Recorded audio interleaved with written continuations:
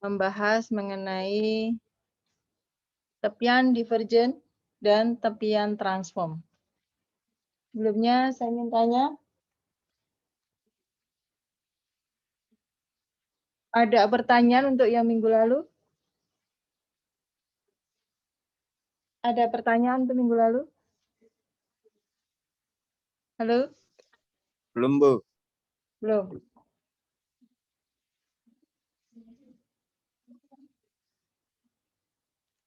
Oke, kalau nggak ada, kita lanjut ke pertemuan 6 ya, pertemuan 6. Ada 3 jenis tepian lempeng yang sudah kita kenal, yaitu tepian divergen, konvergen, dan transform. Yang konvergen sudah kita bahas, yang divergen hari ini kita akan bahas geologinya. Ya, ini yang divergen dan transform hari ini. Oke, tepian divergen ini sudah kita kenali sebelumnya, ya, ada gaya ekstensi. Gaya ekstensi itu menyebabkan munculnya magma ke permukaan bumi yang asalnya dari mantel bawah. Dimulai dari mencototnya mantel atas, kemudian diikuti dengan mengalirnya mantel bawah setelah ada upwelling magma, membentuk lempeng baru. Lempeng baru ini yang kemudian kita kenal sebagai tepian lempeng divergen. Lempeng barunya disebut sebagai lempeng samudra. Ya, menghasilkan lempeng baru disebut sebagai lempeng samudra. Contohnya adalah di lempeng Atlantik dan Pasifik.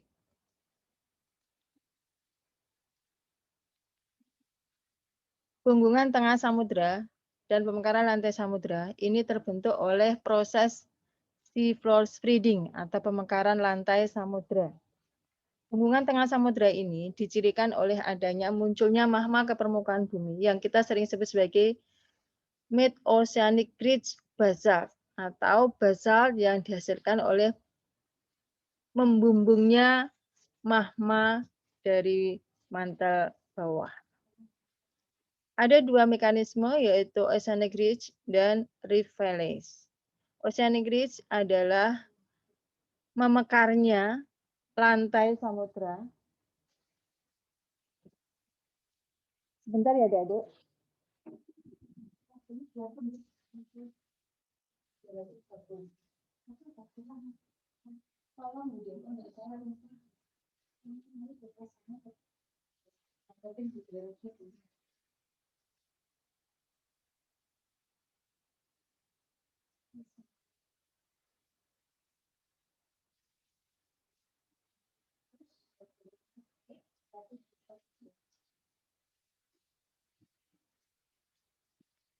Oceanic ridge dan rift valley.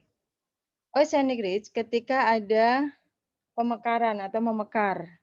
Dua lempeng yang memekar ini bisa terjadi pada lempeng samudra maupun pada lempeng benua yang kemudian berkembang semakin lama semakin jauh membentuk lempeng samudra baru. Kemudian rift valley, deep faulted structures found along the axis of divergent plate boundaries. Jadi ada lempeng ini punya sesar atau punya rekahan yang sangat dalam, kemudian masing-masing saling menjauh mengikuti sumbunya, ada 2 sumbu yang kemudian pada bagian tertentu ini akan terjadi proses pengembangan sea floor atau lantai samudra. Nah, ini kejadiannya. Yang pertamanya adalah lempeng benua. Lempeng benua ini saling menjauh atau menipis.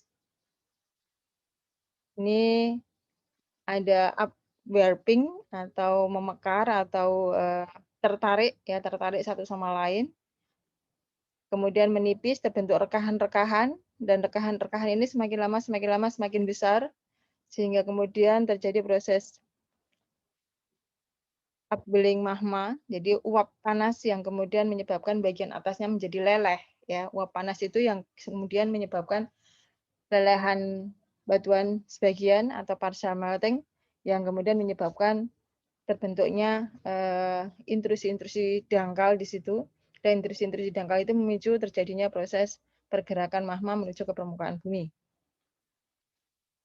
Kondisi ini terjadi pada lempeng benua awalnya ya, kemudian makin lama karena lempeng benua ini tertarik terus sehingga menyebabkan terbentuknya lempeng baru, linearsi ya. Jadi ada pemekaran lantai yang ini semakin menjauh membentuk lempeng baru.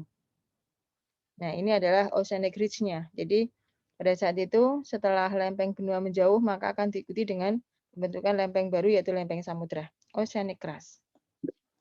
Ini sudah kita bahas beberapa minggu yang lalu.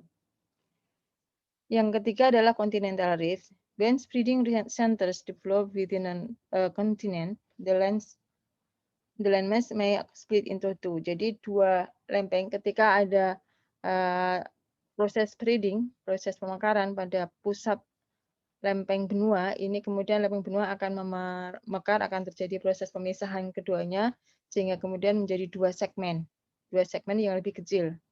Yang kemudian di situ akan terbentuk proses upwelling atau proses pembentukan rift punggungan gitu. Ini contoh di East African Rift Valley. Di dalam zona pemekaran tentu di situ ada proses magmatisme. Magmatisme ini diawali dengan pembumbungan uap panas yang berasal dari mantel bawah menuju ke arah mantel atas. Melelehkan mantel atas, kemudian sebagian pada lempeng benua tadi atau lempeng samudra yang memekar. Setelah melelehkan sebagian, kemudian membentuk magma. Magma ini naik ke permukaan, lalu diikuti dengan aliran magma dari bawah, dari mantel bawah, naik ke permukaan, sehingga membentuk banjir-banjir lava. Banjir-banjir lava itu yang kemudian akan menghasilkan gugusan gunung api bawah samudra atau gugusan gunung api lantai samudra, yang kemudian membentuk lempeng samudra baru. Pada suhu yang dingin, pada lantai samudra, magma cair menjadi cepat membeku membentuk lapisan basalt berstruktur bantal. Zona pemekaran yang telah tertutup lava basalt menjadi sangat keras sehingga zona pemekaran mencari zona lemah lain secara transform. Magma asal mantel yang tidak mampu ke permukaan membeku membentuk daik-daik peridotit, lapisan gabro, dan stunit.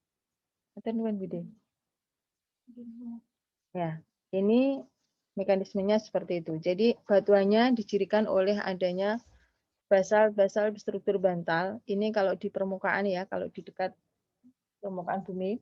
Tapi kalau di bawah permukaan bumi karena lantai samudra itu kedalamannya sangat dalam dan itu mencapai mungkin lebih dari 1.000 meter ya kedalaman batial sampai dengan abisal, maka tentu tekanannya sangat tinggi dengan suhu yang sangat rendah.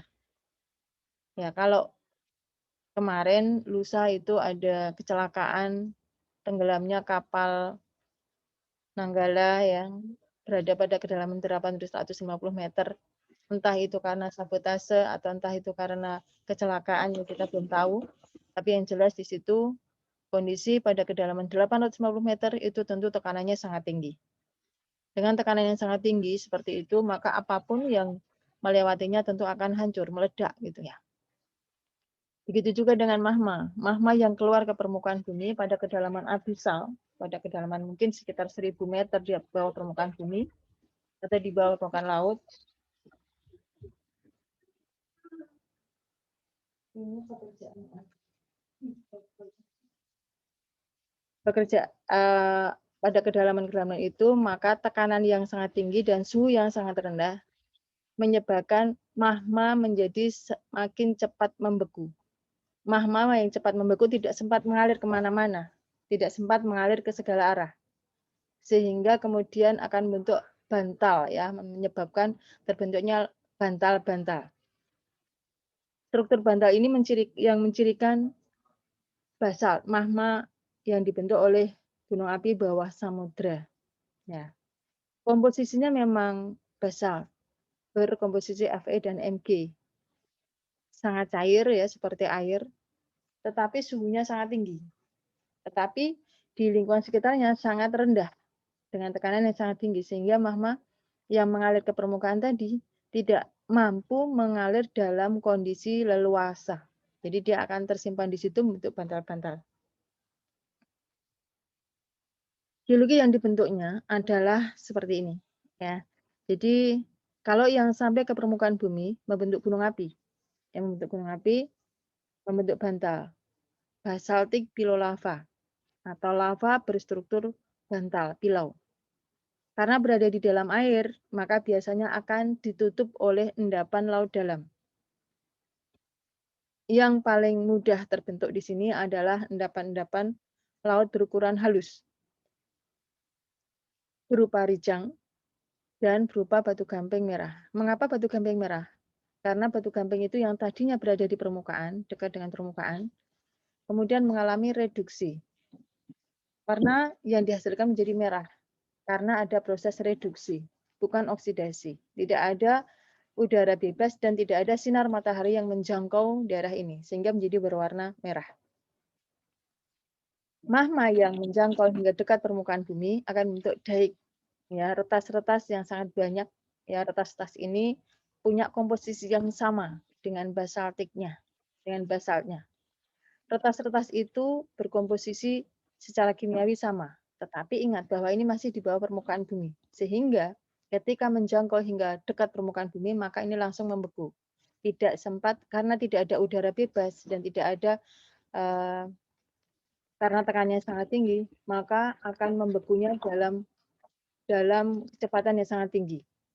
Kecepatannya tinggi, tetapi tidak ada udara, tidak ada penambahan gas di dalamnya. Yang terbentuk adalah gabbro, ya, daik-daik gabbro, isotropik daik, ya, isotropik gabbro. Di bawah basalt lava akan dijumpai daik-daik gabbro pada kedalaman 1 hingga 1,5 km. Ya, kalau itu berada di daratan, maka akan terjadi interaksi dengan air tanah dan interaksi dengan udara bebas. Sehingga kemudian akan terjadi proses oksidasi. Tetapi ini berada di bawah tekanan yang sangat tinggi dan suhu yang sangat rendah. Sehingga yang terbentuk adalah proses reduksi. Baik di permukaan maupun di bawah permukaan, ini yang terjadi adalah proses reduksi. Jadi warnanya menjadi lebih gelap, ya, isotropik. Kemudian di bawahnya di situ adalah isotropik gabbro, atau bisa juga dalam kapasitas yang lain atau dalam bentuk yang lain itu akan menghasilkan foliated gabbro. Kenapa foliated gabbro? Karena ada beban yang ada di atasnya, beban yang dibentuk oleh daik gabbro yang membeku karena ada proses pendinginan yang sangat cepat. Kemudian di bawahnya itu adalah batuan-batuan yang berkomposisi layered, ya, berlapis-lapis. Kenapa bisa berlapis-lapis? Karena magma yang berada di situ sifatnya sangat encer, ya, sangat encer sehingga tidak mampu membentuk batang-batang atau daik-daik seperti yang terjadi di atas. Ya, jadi membentuk layat gabbro pada rongga yang sangat lebar. Ya, itu terjadi seperti itu.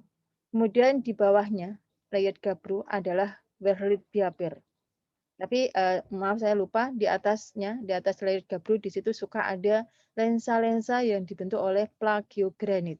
Kenapa plagiogranit? Karena dibentuk, jadi batuan ini berkomposisi plagioklas. Ya, plagioklas, semuanya plagioklas, sehingga disebut sebagai plagiogranit. Karena plagioklas adalah feldspar yang dibentuk oleh feldspar, maka disebut sebagai granit, ya, granit.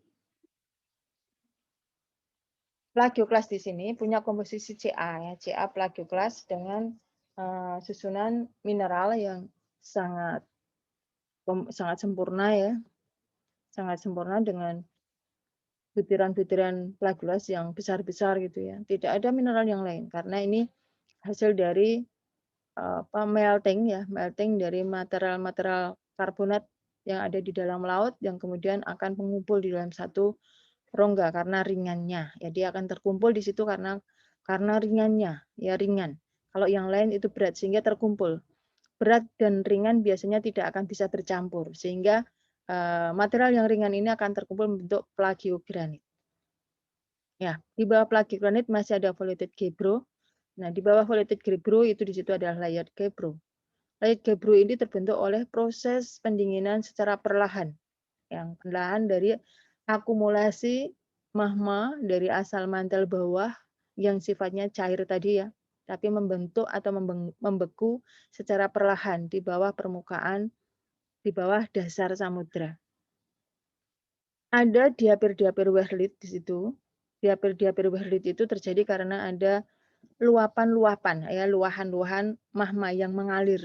Jadi seperti daik gitu ya, tetapi dia tidak membeku dulu, ya, belum membeku, kemudian berjalan ke permukaan gitu ya, berjalan ke permukaan, tetapi ada sebagian juga yang membeku.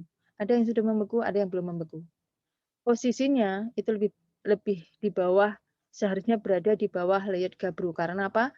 Karena berat jenisnya lebih besar dibandingkan dengan gabbro. Tapi ingat bahwa dia bisa saja naik ke permukaan karena terdorong oleh lapisan di bawahnya. Kemudian di bagian bawah Wehrlit itu diapir Wehrlit itu adalah adanya Wehrlit yang sama seperti di layer gabbro, layer Wehrlit ya, Wehrlit yang mengalir ke permukaan tapi dia terakumulasi dulu di bawah gabbro ya. Kenapa kok terakumulasi di situ? Karena lebih berat ya. Jadi berat jenisnya lebih berat, komposisinya lebih didominasi oleh Ni dan Fe. Ya, Ni dan Fe. Kalau gabbro itu komposisinya Ni dan Fe silika. Ya, silikanya lebih banyak. Paling bawah adalah Habsburgit, kemudian dunit ya. Lalu kalau dia berada di tempat tertentu itu adalah peridotit. Bisa enggak dunit bisa hadir bersama-sama dengan peridotit? Jarang terjadi. Kenapa? Karena dunit itu adalah dari pembekuan magma asli. Jadi dari aliran magma di lapisan mantel bawah kemudian mengalir ke permukaan, tidak sampai ke permukaan, dia berhenti di tengah jalan, kemudian membekulah di situ. Bagaimana dengan peridotit? Peridotit adalah partial melting. Jadi magma dunit bisa saja dari batuan dunit atau dari magma dunit yang bercampur jadi satu, kemudian meleleh sebagian, lalu secara perlahan mengkristal, kristalnya menjadi sangat besar-besar karena di situ ada terakumulasi ya. Jadi yang ringan akan terkumpul, yang berat akan terkumpul. Kemudian yang ringan ini mengalir di dalam satu wadah atau tempat pada rongga-rongga di antara batuan, kemudian dia akan mengkristal di situ. Sehingga kristal yang terbentuk akan menjadi lebih besar. Sama seperti ketika kalian menjumpai ada batuan granit yang mengalami remelting, ya, membentuk granit pegmatit. Ya, agak mirip seperti itu. Oke, jadi secara stratigrafi batuan ini sering disebut sebagai ophiolite. Ya, ophiolite. Contoh ophiolite ini dijumpai di Oman ya, di Samyal, Oman. Sampai di sini ada pertanyaan? Belum, Bu. Jelas? Jelas. Plagiogranit terbentuk oleh apa?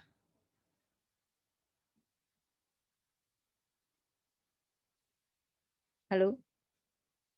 Ada yang tahu plagiogranit terbentuk oleh apa?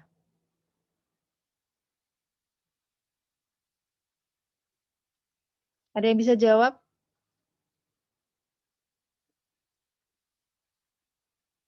Apa itu Habsburgit? Apa itu Habsburgit?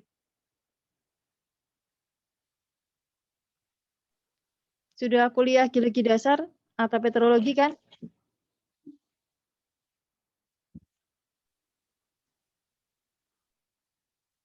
Di petrologi, Habsburgit dicirikan oleh apa? Habsburgit.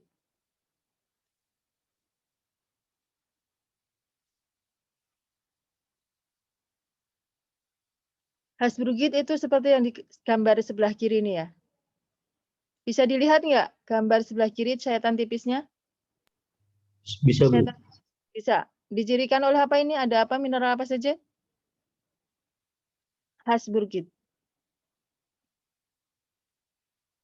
Yang warna putih ini, yang saya tunjukkan ya.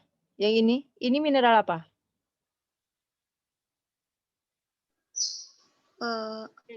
Yang ini dulu.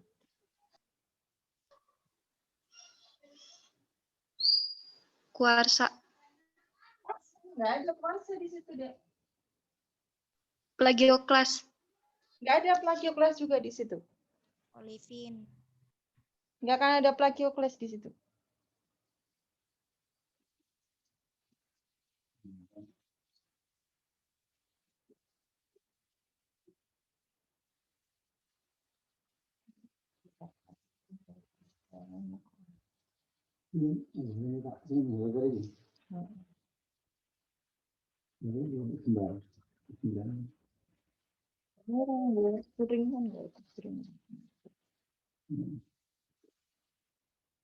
Jadi apa ini? Mineral apa ini? Ada dua belahan, belahannya saling memotong, tidak tegak lurus, tidak saling tegak lurus. Sudutnya kecil, bentuk sudut lancip. Apa itu yang bentuk sudut lancip? Reliefnya tinggi, sampai sangat tinggi. Olivin Yang ya? relief apa? Olivin. Olivin tidak punya belahan, Dek. Olivin itu tidak punya belahan.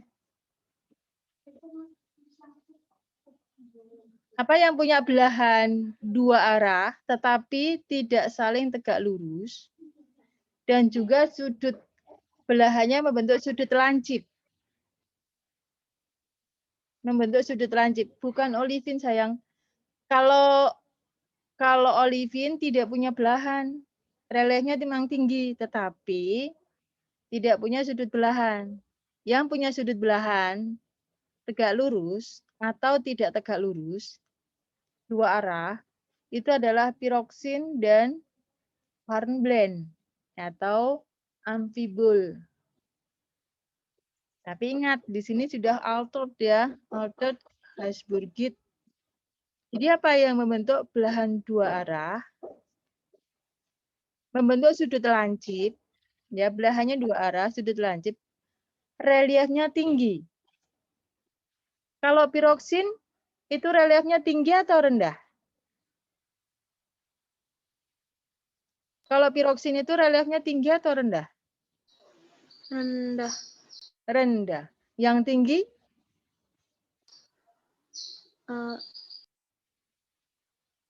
Kalau yang tinggi apa?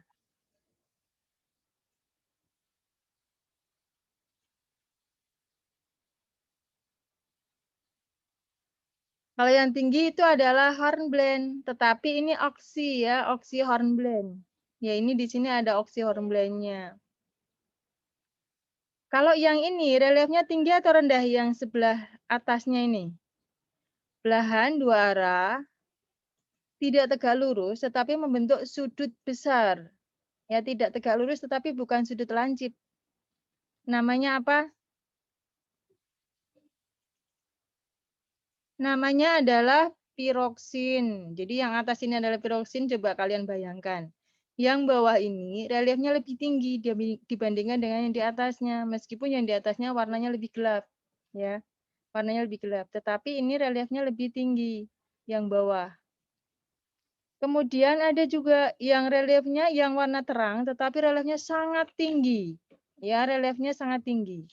Yang relief sangat tinggi ini yang berbutir, yang saya tunjukkan. Kalian tak lihat saya menunjukkan? Lihat, Bu. Lihat ya, ini namanya adalah olivin. Ini olivin, ini olivin. Tetapi di sebelah-sebelahnya ini, itu ada yang sudah teralterasi ya, altered piroksin dan olivin. Ini adalah olivin. Ini adalah olivin yang teralterasi. Kemudian di sini juga ada olivin yang warna hijau ini ya. Warna hijau ini olivin. Lalu warna kuning, yang kuning terang ini, belahan dua arah ya. Ini belahan dua arah saling tegak lurus. Namanya adalah piroksin. Kalau piroksin tegak lurus ya saya ngomong ya, itu klino atau orto? Di mineralogi toh, kalian kuliah mineralogi diajar oleh siapa? Paradit. Orto, Bu. Ortopiroksin, ya pintar ya. Jadi di sini Habsburgite itu adalah hasil altered ya, alterasi. Batuannya tersusun atas piroksin dan hornblende. Makanya ketika ada yang mendeskripsi atau mengidentifikasi itu sering disebut sebagai hornblended ya, hornblended dan piroksenit ya. Kadang akan tersusun atas hornblended, kadang tersusun atas piroksenit. Pada Habsburgite itu adalah ultramafik ya. Jarang ada olivinnya. Kenapa kok jarang ada olivinnya? Karena olivinnya teraltered, ya teralterasi. Teralterasi membentuk hornblende atau piroksin. Piroksinnya sudah piroksin orto. Jadi piroksenit. Kalau hornblende semuanya, maka disebut sebagai hornblended. Gitu ya. Yang kedua, dunit. Apa itu dunit? Dunit adalah, ada yang bisa jawab? Dunit itu batuan ultramafic atau mafic atau intermediate?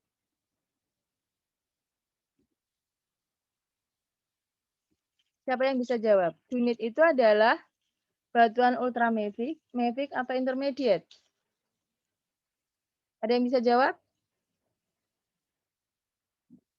Ada? Halo? Halo? Jadi kalau kita sudah berada pada oviolit, jadi ini judulnya adalah oviolit ya. Oceanic crust and upper mantle structure. Artinya yang menyusun ini adalah oviolit semuanya.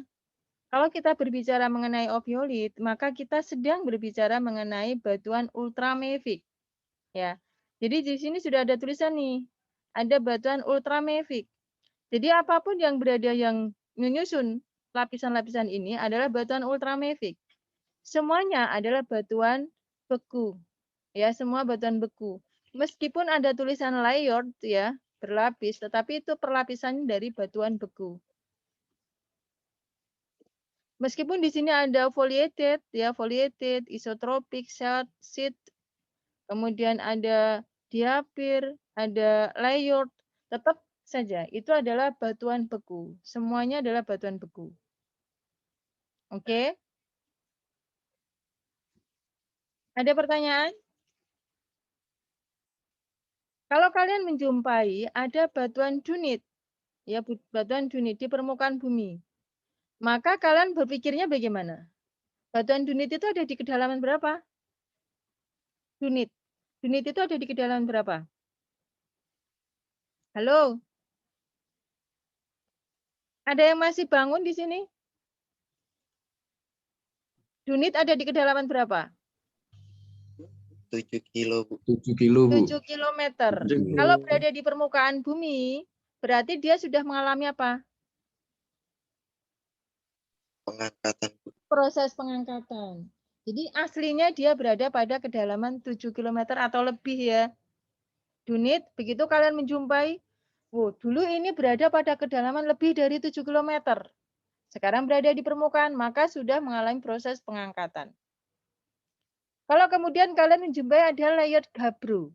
Gabbro saja deh, gabbro. Gabbro bisa dijumpai di mana? Pada kedalaman berapa? Gabbro. Gabbro pada kedalaman berapa? 2 sampai 5, Bu. 2 sampai 5. Ya, 2 sampai 5. Kalau kemudian dijumpai di permukaan, maka sudah mengalami proses pengangkatan. Ya, proses pengangkatan. Kalau kalian menjumpai ada deep sea sediments, ya, batuan sedimen laut dalam. Sekarang ada di permukaan, ada di daratan. Apa yang kalian pikirkan? Dulunya berarti daerahnya tuh merupakan laut dalam, Bu. Betul, dulu adalah batuan yang terbentuk oleh proses pengendapan di laut dalam.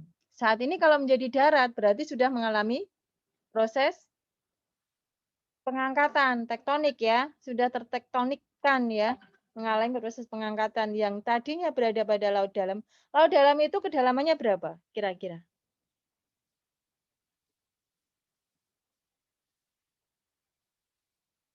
Laut dalam itu kedalaman berapa? Taruhlah gini. Batial. Batial itu kedalamannya berapa sih? Batial itu kedalamannya berapa? Batial. Sudah kuliah sedimentologi ya? Semester ini ya? 200 500 kalau 500 sampai 2000. Ya, 500 sampai 2000 meter. Kalau kapal Nanggala itu tenggelam pada kedalaman 850 meter. Berarti itu ada di kedalaman berapa? Adalah di kedalaman apa? Batial ya? Batial, Bu. Betul, Bu. Nah, Iya, Bu. kalau batial itu ada di lereng atau ada di dasar? Lereng samudra atau dasar samudra? Lereng. Lereng, Bu. Lereng samudra. Di lereng samudra ya. Kira-kira kalau Nanggala itu berada di lereng samudra masuk akal nggak? Orang Masuk. membawa muatan yang segitu berat, kemudian berada di lereng yang curam. Lerengnya sangat curam ya. Itu masuk akal nggak? Akan masuk akal tidak?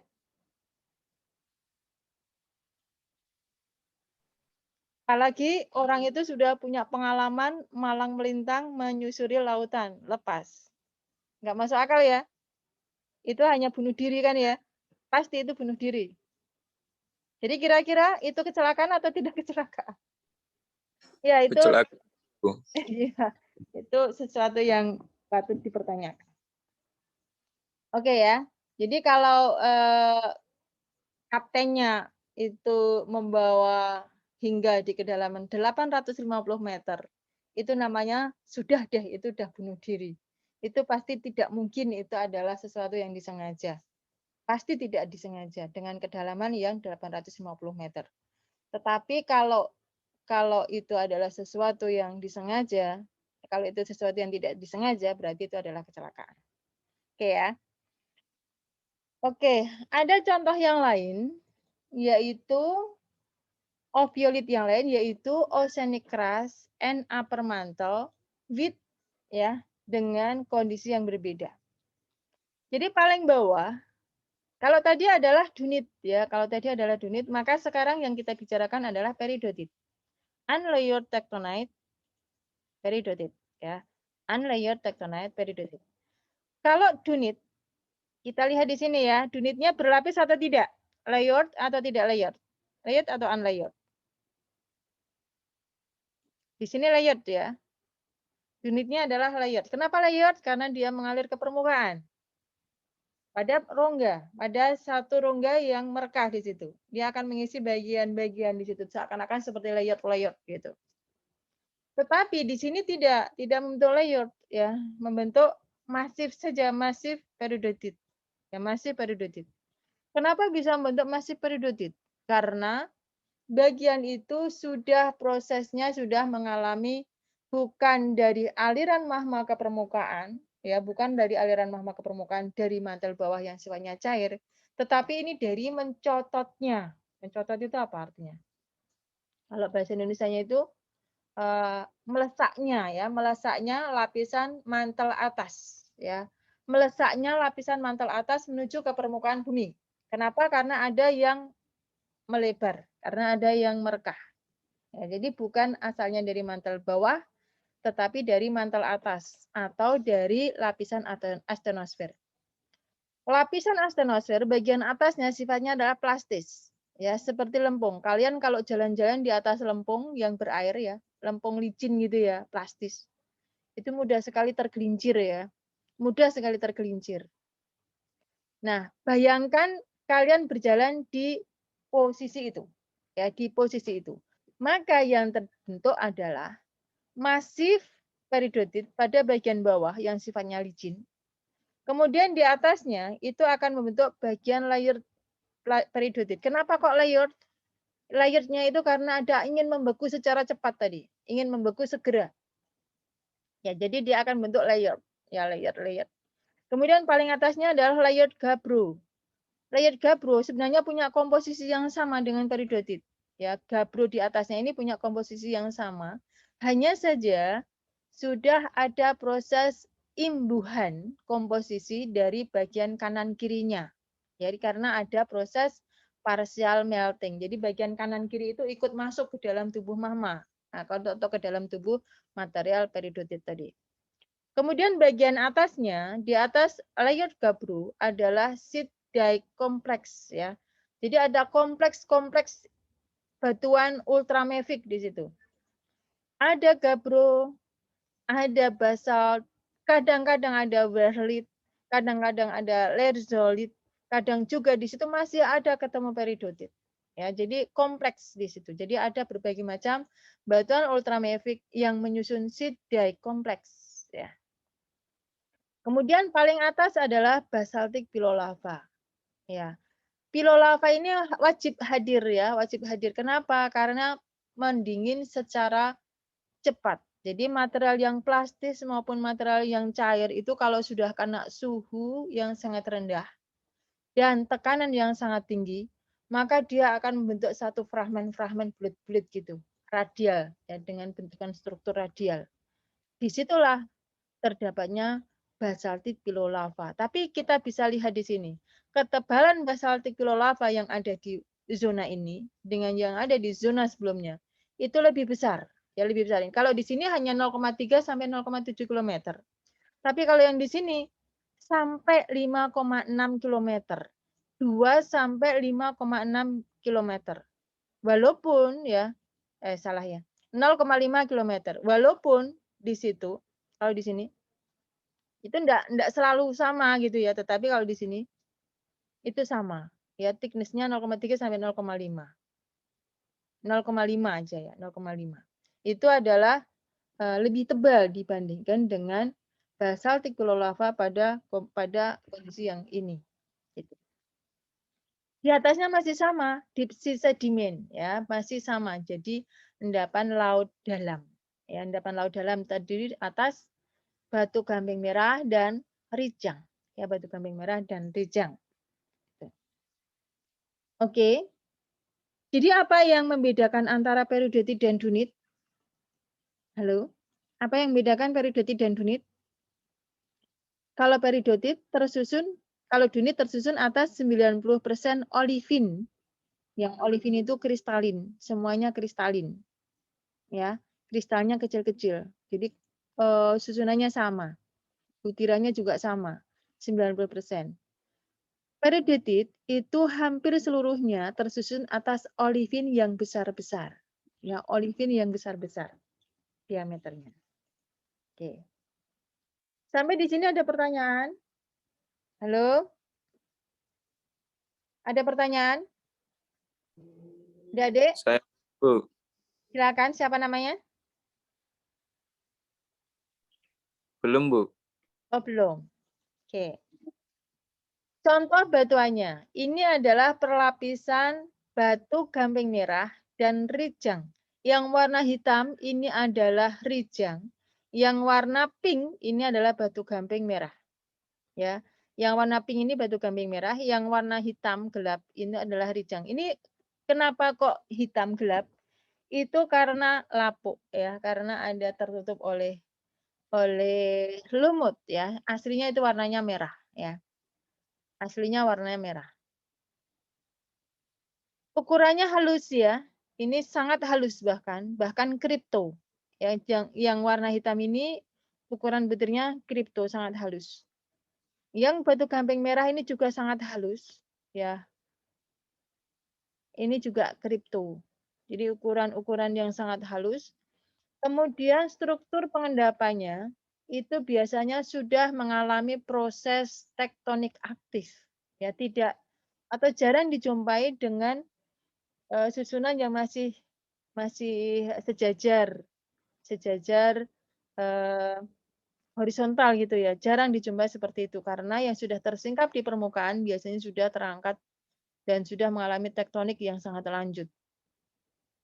Kalau masih berada pada posisi aslinya, ya pasti di situ akan mendapati sedimen yang berlapis-lapis secara horizontal. Tetapi karena sudah berada di permukaan, maka akan dijumpai seperti ini. Sudah mengalami tektonik. Atau bahkan sudah terlipat. Ya, sudah terlipat-lipat sekali. Ya, lipatannya sudah sangat lanjut, bahkan sudah rekamben atau sudah rebah. Kemudian suka berasosiasi dengan batuan yang berkomposisi ultra basa. Ini basalt pilolavanya. Ya, basalt pilolava yang sudah mengalami proses alter. Lalu tidak jauh dari situ suka ada sekis ya, sekis filit gitu ya. Sekis filit kenapa? Karena sudah mengalami proses tektonik aktif. Ya, ini adalah yang berlapis ya, yang masih berlapis lempungnya. Oke. Sampai di sini ada pertanyaan? Ada pertanyaan? Kalau nggak ada, lanjut ke transform. Transform plate boundary. At the transform fault boundary, plates grind past each other without destroying the light transfer. Transform fault must join two segments of a mid-ocean ridge. At the time of formation, they roughly parallel the direction of plate movement. They did the movement of oceanic crustal material. Transform itu hanya ada pada lempeng samudra, nggak ada di lempeng benua. Transform meskipun tadinya spreadingnya ya, meskipun lempeng yang memekar adalah lempeng samudra, tetapi transform ini sudah bekerja pada lempeng samudra. Transform terjadi ketika ada pergerakan yang tidak sama antara kutub dengan bagian khatulistiwa atau ekuator. Ya, tidak sama kecepatannya. Ketika kalian berjalan di kutub, sebentar saja, maka kalian akan mendapati lokasi yang sama. Tetapi ketika kalian berjalan pada garis khatulistiwa atau pada garis di tengah ya, di ekuator, maka waktu yang akan digunakan itu akan sangat lama. Jauh akan sangat lama. Nah, kondisi ini menyebabkan pergerakan ini jadi saling tarik-menarik, saling tidak sama. Jadi gaya yang tadinya itu bisa bertemu. Jadi kalau ada panah gitu ya, panah ketemu dengan panah, ini bisa ketemu ujung panahnya. Ini tidak bisa ketemu. Ya, ujung panahnya tidak bisa ketemu karena yang satu kecepatannya sudah drastis, sudah jauh sekali, sementara di ekuator itu kecepatannya meskipun sudah lari setengah mati, tetap saja dia belum berjalan jauh. Sehingga ini yang kemudian tidak sama tadi. Terbentuklah transform. Ya, itu seperti itu. Jadi begini, di fracture zone yang dibentuk oleh proses transform ini tidak sama. Ya. Oke. Bisa diidentifikasi dari penelitian menggunakan metode paleomagnetisme. Apa itu paleomagnetisme? Adalah satu metode magnetisme ya, jadi menggunakan magnetisme.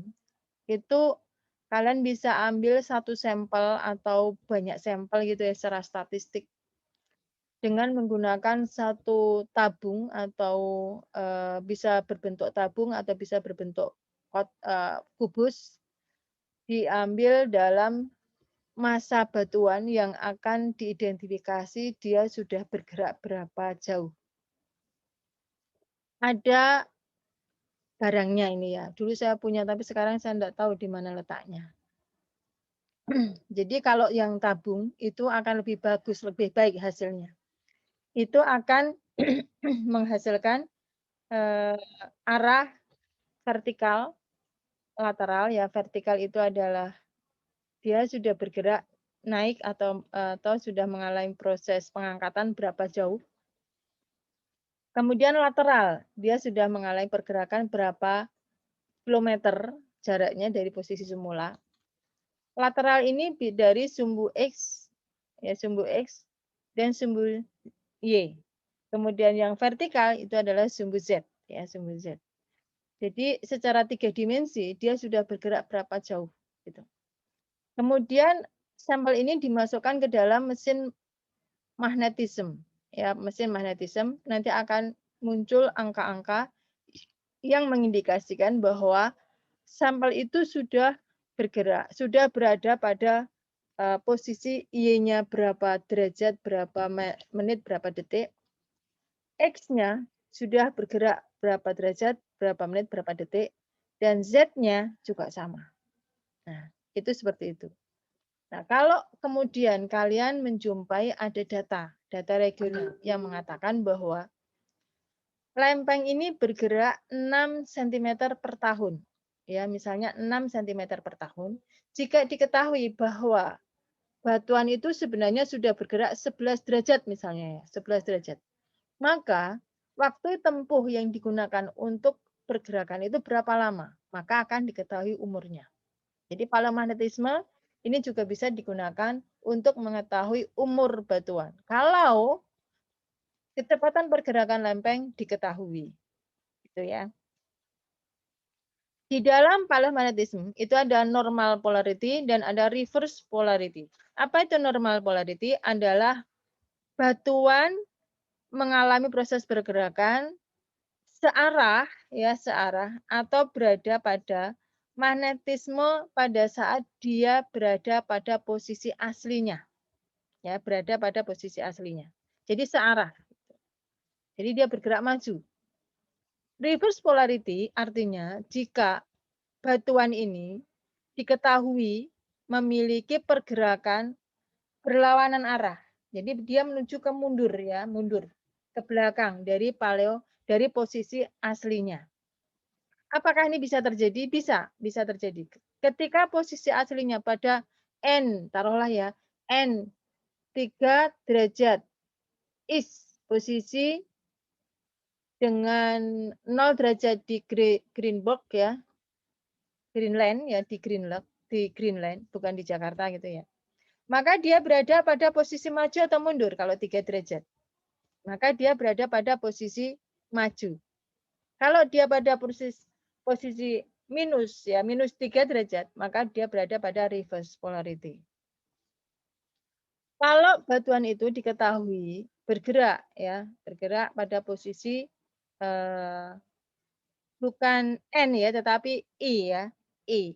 I 7 derajat plus ya, plus 7 derajat. Kalau dia berada pada W ya, west ya, west 7 derajat, maka dia negatif is. Ini adalah data polar paleomagnetism untuk lava flow ya, ada lava flow. Jadi ingat bahwa pada zona spreading di situ ada gunung api ya, ada gunung api.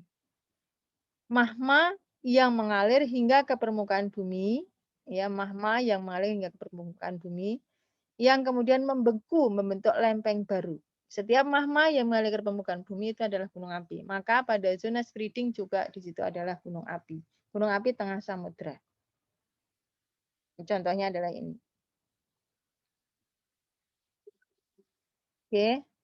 Testing plate tectonics. The discovery of strips of alternating polarity which lie as mirror image across the ocean ridge is among the strongest evidence of seafloor spreading. Batuan yang bergerak paling jauh ya, di situ ada perlapisan gitu ya, ada perulangan gitu ya, perulangan ke kanan dan ke kiri gitu ya, perulangan ke kanan ke kiri, ke kanan ke kiri gitu. Yang opposite, yang tidak sama, yang paling jauh dari titik spreading itu adalah yang paling tua ya, yang paling tua dengan pergerakan yang paling besar ya, gitu. Nah ini begini. Jadi normalnya ya, normalnya sekali saja belum ada perulangan yang paling atas ini ada spreading, kemudian di sini keluar magma baru, terbentuklah lempeng samudra yang baru. Lempeng samudra yang baru itu mengalami proses perekahan lagi ya, mengalami proses pemekaran lagi. Maka kemudian yang kuning yang berada pada bagian paling atas ini bergerak saling menjauh. Ya, bergerak saling menjauh. Maka ini disebut sebagai reverse-nya. sebagai reverse-nya. Nah, kemudian akan keluar magma yang belakangan yang berwarna merah. Yang berwarna merah. Menyebabkan bagian yang kuning itu semakin menjauh. Nah, ini reverse-nya. Kemudian makin menjauh lagi, dan seterusnya. Ini disebut sebagai reverse-nya. Dan bagian ini yang disebut dengan normalnya. Normal itu kalau sudah terjadi perulangan. Iya. Sebaran gempa bumi. Oke. Oke, sampai di sini ada pertanyaan? Ada pertanyaan? Minggu depan kita latihan ya. Di pertemuan ke-7 nanti kita latihan.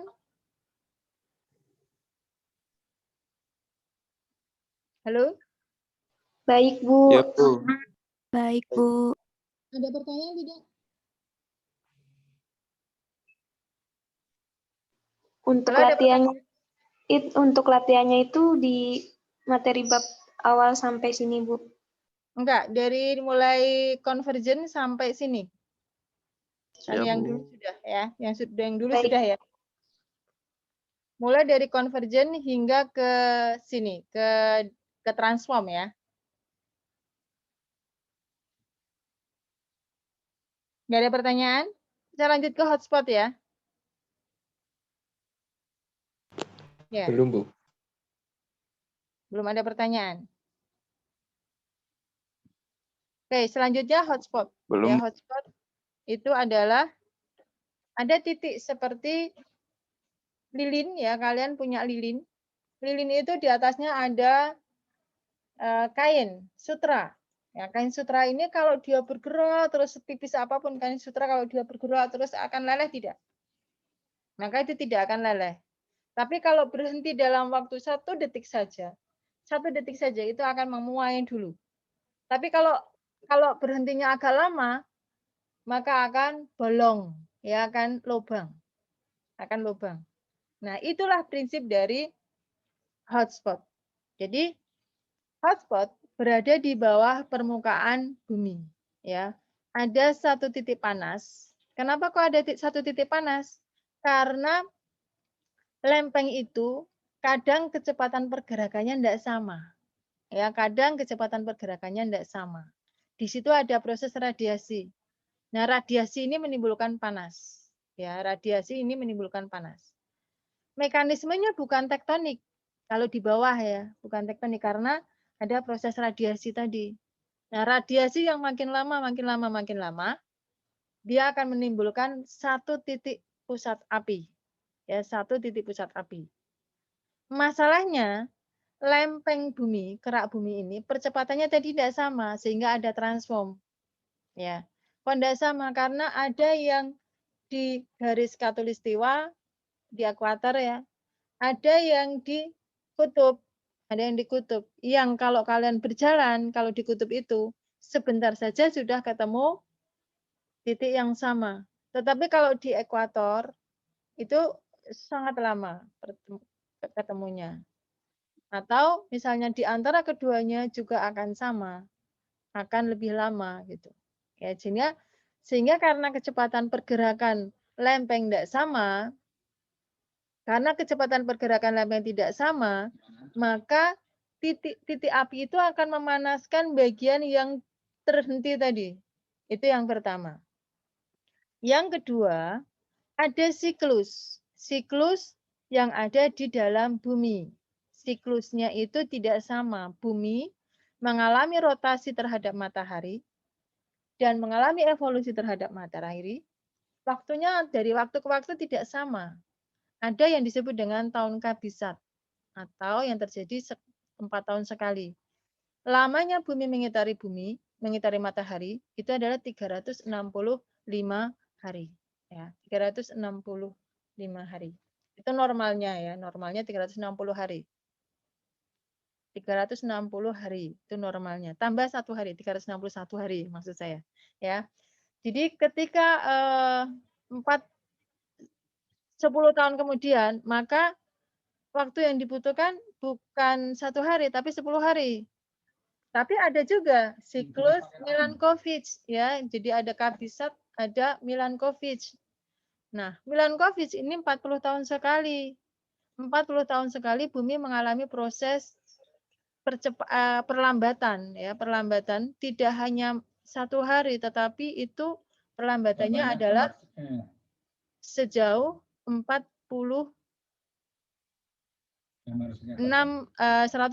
hari. Yaitu lamanya 160 hari, hampir setengah tahun ya. Hampir setengah tahun. Kemudian ada siklus yang lain lagi. Nah, siklus-siklus inilah yang kemudian akan menghasilkan kecepatan yang tidak sama untuk berotasi terhadap matahari. Nah, ini menyebabkan radiasi semakin tinggi. Proses radiasi yang tinggi menyebabkan lubangnya pun juga semakin tebal. Nah, lubang yang tebal ini, lubangnya semakin besar, sehingga makin lama bagian bumi di atasnya yang kerak buminya itu semakin menipis, ya semakin menipis. Ketika sudah semakin menipis, maka begitu ada yang berhenti sejenak, ya lempeng tadi yang berhenti sejenak karena kecepatannya tidak sama, maka langsung lubang. Ya, lubang ini yang kemudian menghasilkan hotspot. Jadi proses lubangnya itu berhubungan dengan tektonik atau tidak? Proses pembentukan lubang tidak berhubungan dengan tektonik, tetapi proses perlubangan ya, perlubangan di lapisan kerak bumi itu berhubungan dengan tektonik. Karena apa? Karena lempengnya bergerak lebih lambat. Ya, lempengnya bergerak lebih lambat. Yang menggerakkan lempeng adalah tektonik. Tetapi yang membentuk panas itu adalah bukan tektonik, itu radiasi.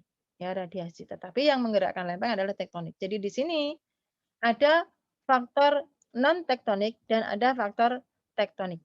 Ya, ada faktor tektonik. Jadi hotspot terbentuk oleh proses apa? Non tektonik dan tektonik. Non tektonik menghasilkan sumber api, tektonik menghasilkan pergerakan yang tidak sama. Oke. Ya. Sampai di sini ada pertanyaan? Halo, ada pertanyaan? Kalau nggak ada, saya lanjutkan ke pusat gempa. Ya, Mid Oceanic Ridge punya titik-titik gempa ada di permukaan dan di bawah permukaan ya. Ada di permukaan di dekat dengan lempeng yang bergerak, lempeng yang naik, yang relatif cenderung diam, dan lempeng yang bergerak, yang berada di dasar lempeng samudra atau lempeng yang bergerak. Oke, itu pertemuan kita hari ini. Mudah-mudahan bisa menjadi